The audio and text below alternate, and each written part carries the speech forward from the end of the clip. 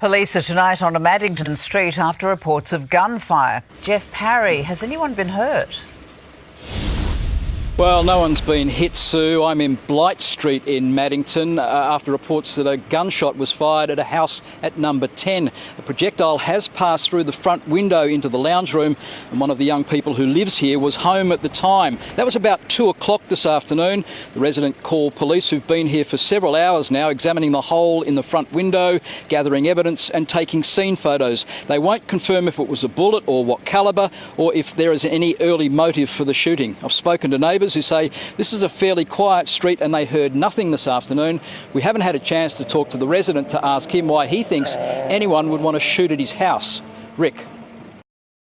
In breaking news, a 45-year-old Gosnells man has been charged over an incident in Maddington. Police say a man was talking on his CB radio yesterday when he received a threat and heard a noise. He found a small hole in his front bedroom window. Detectives searched a home in Gosnells and found a homemade projected loaded launcher believed to have been used in the incident. 7 News can reveal more details about a shooting in our eastern suburbs earlier this week. Jeff Parry covered that story on Monday and joins me now in the studio. Jeff, what have you uncovered? Well, Sam, if I said to you breaker, would you know what I was talking about? CB, the old CB. Indeed, and tonight we're going to take viewers inside a hidden world of citizen band radio, or CB radio, or as one of my colleagues describes it, it's like social media from the 70s. Now, most people will think of it as a trucky thing, and that idea has been promoted by old films like Smokey and the Bandit and Convoy.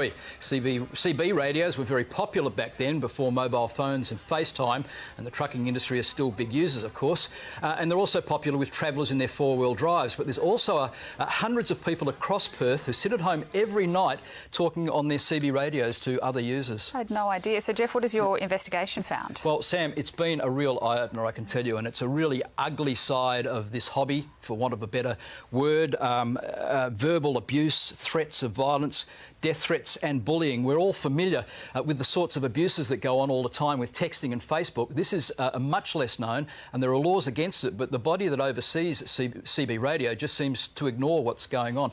It's really shocking stuff, and you can see it in great detail in the news tonight, Sam. Yeah, it sounds intriguing. Look forward to your report. Thanks, Jeff. 10-4, good buddy. Yeah, that's a breaker. On Monday afternoon, a ball bearing was fired through a window of this Maddington house. What you're about to hear is the citizen band radio transmissions that led up to and follow that attack. Come knock on the door. That's the man inside the house talking to another CB user sitting outside. Be more than your window I shoot next time. You shot at my house? Oh, okay then. I got your rego. Going to go to the cops right now. You just shot at my house. I just noticed my front window. There's kids in that house. Other CB users are listening and chime in. Bunch of gutless dogs. You got to get air rifles out to be gutless dogs taking pot shots. You really need to be sorted out quick, smart, eh? Welcome to the world of CB radio. This sort of behaviour is going on all day and all night across Perth. It's a form of radio warfare that the federal regulator ignores and has now led to violence. In Perth, there's open hostility between the users of CB channels 3 and 4. We can't repeat the names they have for each other because they're so obscene. The man inside the house is accused by others of jamming one of the channels by continuously transmitting nursery rhymes. I'm not going to play bedtime stories. I'm not going to wait for you out the front. Come and do it to me. Some CB users have been forced to take out violence restraining orders and extra security for their own safety. Jeff Parry, 7 News.